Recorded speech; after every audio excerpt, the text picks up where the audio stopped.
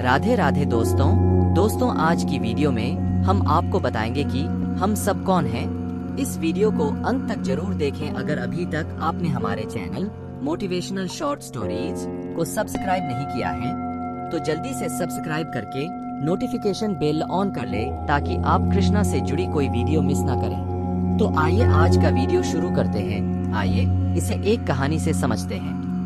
एक छोटा सा शहर था जहाँ रोशन नाम का एक लड़का अपने मम्मी पापा के साथ रहता था। रोशन की आयु 7 वर्ष की थी। रोशन बहुत ही जिज्ञासु लड़का था। वह छोटी से छोटी बात को लेकर सभी से प्रश्न पूछने लगता था, लेकिन उसे अधिकतर प्रश्नों के जवाब नहीं मिलते थे। एक दिन रोशन अपने स्कूल जा रहा था। अचानक उसे साधारण वेशभूषा में एक व्यक्ति सड़क के किनारे बैठा हुआ दिखाई देता है। वह उसके पास जाकर उसके हालातों के बारे में प्रश्न पूछने लगता है, लेकिन वह व्यक्ति रोशन की किसी भी बात का जवाब नहीं देता। वह केवल मुस्कुराते हुए रोशन को देख रहा होता है। कुछ देर बाद जब रोशन को उसके प्रश्नों का उत्तर नहीं मिलता तो वह आगे जाने लगता है। तभी वह आदमी पीछे से रोशन को आवाज लगाते हुए कहता है कि तुम कौन हो। रोशन तुरंत पलटकर उस व्यक्ति के पास पहुंचता है और कहता है, मेरा नाम रोशन है और मैं स्कूल में पढ़ाई करता हूं। आपको ऐसी हालत में देखा तो जानने की इच्छा हुई।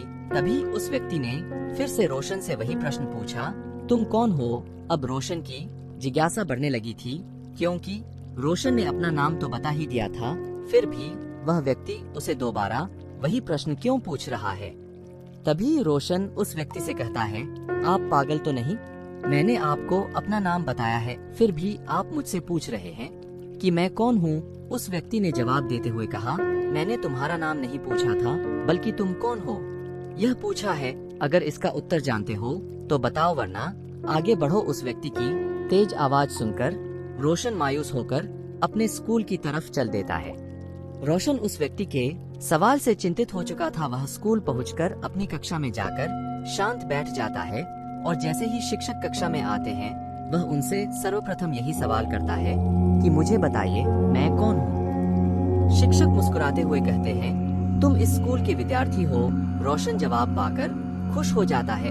स्कूल की छुट्टी होने के बाद रोशन घर पहुंचता है और अपने पिताजी से वही सवाल फिर से पूछता है, लेकिन रोशन के पिता उसे जवाब देते हुए कहते हैं कि तुम मेरे बेटे हो और क्या।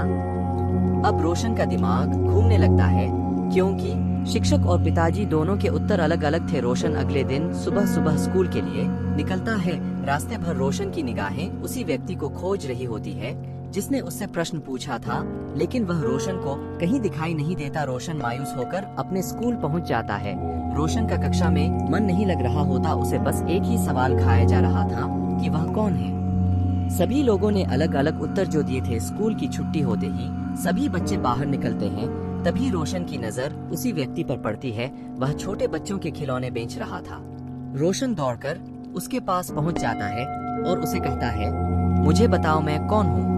क्योंकि मैंने जिन लोगों से भी पूछा सभी ने मुझे अलग अलग उत्तर दिए हैं। वह व्यक्ति रोशन को गौर से देखता है और कहता है, तुम्हारा प्रश्न ही तुम्हारा उत्तर है। यह बात हमेशा याद रखना। जो भी कुछ तुम्हें दुनिया के लोग बनाए, जैसे कोई दोस्त कहेगा, कोई भाई कहेगा, कोई पुत्र कहेगा, कोई सेवक कहेगा और तो और कोई मालिक भी कहेगा, बस तुम यह समझना कि तुम ये सब नहीं हो। और इसे ही ध्यान कहते हैं। हमेशा ध्यान में रहना। दुनिया के किसी भी बंधन को अपने ऊपर हावी मत होने देना, क्योंकि तुम एक पूर्ण चेतना हो जिसे कुछ भी होने की जरूरत नहीं है। इससे ज्यादा मैं कुछ नहीं कह सकता। रोशन की आयु बहुत कम थी, इसलिए शायद वह इन सब बातों को समझ नहीं पा रहा था, लेकिन उसने इस बात को मंत्र की तरह रट लिया था कि वह हमेशा अपने आप से यह पूछता रहेगा कि वह कौन है। दोस्तों, सबसे पहले जानते हैं कि वास्तव में हम सब हैं कौन, हम कहां से आए हैं और हम कहां जाएंगे। भगवान श्री कृष्ण कहते हैं कि हम शरीर नहीं हैं, बल्कि हम सब एक आत्मा है जिसने शरीर रूपी कपड़े पहने हुए हैं। जब ये शरीर रूपी कपड़े गंदे हो जाते हैं या मलिन हो जाते हैं, यानी कि जब हमारा ये शरीर बूढ़ा हो जाता है, तब हमारी आत्मा इस पुराने और बूढ़े शरीर रूपी कपड़े को छोड़कर दूसरे नए शरीर में प्रवेश करती है। दोस्तों, श्रीमद् भागवत गीता में भगवान श्री कृष्ण अर्जुन से कहते हैं कि हे अर्जुन, तुम और इस रणभूमि में युद्ध करने के लिए आए हुए सभी योद्धा वो नहीं हैं जो तुम्हें वो बाहर से दिखाई दे रहे हैं, यानी कि शरीर रूप में दिखाई दे रहे हैं, बल्कि वो सभी आत्मा है, ना कि शरीर है। सिर्फ उन्होंने कुछ समय के लिए इस शरीर में वास किया हुआ है, इसलिए वो तुम्हें शरीर रूप में दिखाई दे रहे हैं। और ये आत्मा अमर अचलमा, नित्य शास्त्र तथा पुरातन है। दोस्तों, श्रीमद् भागवत गीता के दूसरे अध्याय के 20वें श्लोक में भगवान श्री कृष्ण कहते हैं कि आत्मा न कभी जन्म लेती है और न कभी जन्म लेगी। यह आजम नित्य, शाश्वत और पुरातन है। भौतिक शरीर के मारे जाने के बाद भी यह आत्मा कभी भी नहीं मरती। श्रीमद् भागवत गीता के दूसरे अध्याय के बाद श्लोक में भगवान श्री कृष्ण कहते हैं, जिस प्रकार व्यक्ति पुराने कपड़ों को त्याग कर नए कपड़े पहनता है, नए वस्त्र धारण करता है, उसी प्रकार ये आत्मा पुराने तथा बूढ़े शरीर को त्याग कर एक बहुत ही सुंदर शरीर को धारण करती है। आइए इसे एक कहानी से समझते हैं। एथेंस का सबसे अमीर आदमी एक दिन सुकरात से मिलने गया। सबसे अमीर आदमी होने के कारण वह खुद को सबसे बड़ा आदमी मानने लगा था। अकड़ तो जैसे उसके स्वभाव का हिस्सा बन गई थी। उसके बारे में सुकरात को पता था, इसलिए जब वह सुकरात से मिला तो उसने उस पर कोई ध्यान नहीं दिया। थोड़ी देर बाद उस आदमी ने सुकरात से कहा, जानते हो मैं कौन हूँ? सुकरात ने कहा, बैठो, समझने की कोशिश करते हैं कि तुम कौन हो। सुकरात ने पूरी दुनिया का नक्शा सामने रखा और उस आदमी से पूछा, इस नक्शे में एथेंस कहाँ है? दुनिया के नक्शे पर तो एथेंस एक बिंदु जैसा था। बहुत खोजबीन के बाद आदमी ने एथेंस के बिंदु पर उंगली रखी और कहा, यह एथेंस है। सुकरात ने उससे पूछा, इस एथेंस में तुम्हारा महल कहाँ है? एथेंस तो बिंदु था, उसमें महल कहाँ बताए? सुकरात ने कहा कि यह भी बताओ कि इस महल में तुम कहाँ हो? यह सुनकर वह आदमी सोच में पड़ गया और उसका अहंकार चूर चूर हो गया।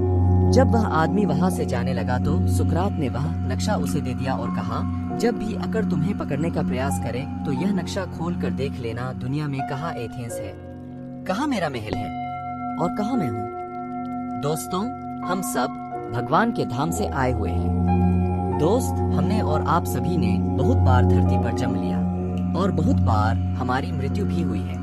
और हर जन्म में हमने इस धरती पर रहकर बहुत सारे अच्छे और बुरे कर्म भी किए हुए हैं। उसके कारण हम सभी इस जन्म मृत्यु के बंधन में बंध जाते हैं और इसी कारण से हमें बार बार इस मृत्यु लोक में जन्म लेना पड़ता है। दूसरी भाषा में कहूँ तो हम यहाँ पर अपने जीवन को सफल बनाने के लिए आए हुए हैं, क्योंकि मनुष्य जीवन ही एक ऐसा जीवन है जहाँ हम अपने शरीर का उपयोग करके भगवान की भक्ति कर सकते हैं और प्राप्ति कर सकते हैं।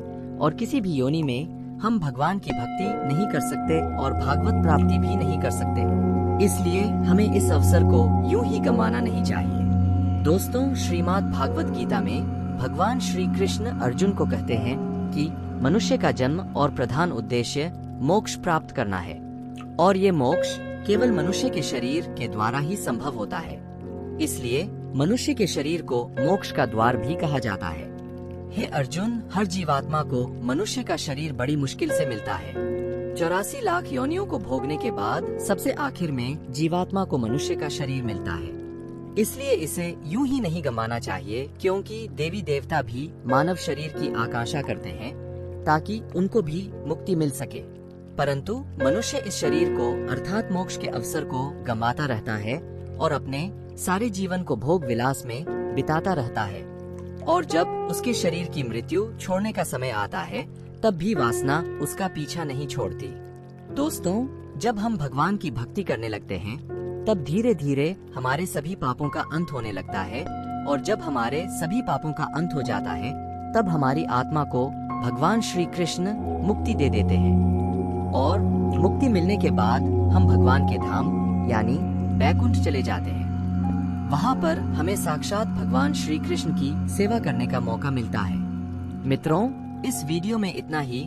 मुझे आशा है कि आपको वीडियो बहुत ज्यादा पसंद आई होगी। वीडियो को लाइक जरूर करें। हर कमेंट में ही जय श्री कृष्ण और जय माँ लक्ष्मी लिखिए। साथ ही चैनल मोटिवेशनल शॉर्ट स्टोरीज को सब्सक्राइब करना ना भूलें। आप सभी का धन्यवाद। जय श्री राम, जय श्री कृष्ण, राधे राधे। भगवान श्री कृष्ण की कृपा आप पर बनी रहे।